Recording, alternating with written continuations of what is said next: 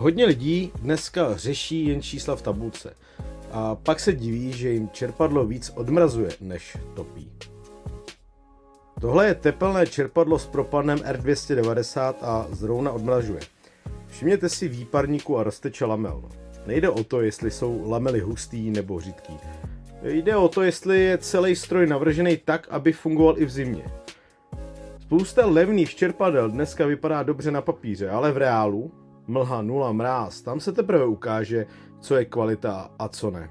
Když výrobce neřeší výparník, odmrazování a řízení jako celek, zaplatíte to vy na účtech. Já tohle nehodnotím podle prospektu, hodnotím to podle provozu, podle toho, jak to běží v horách a v mrazech.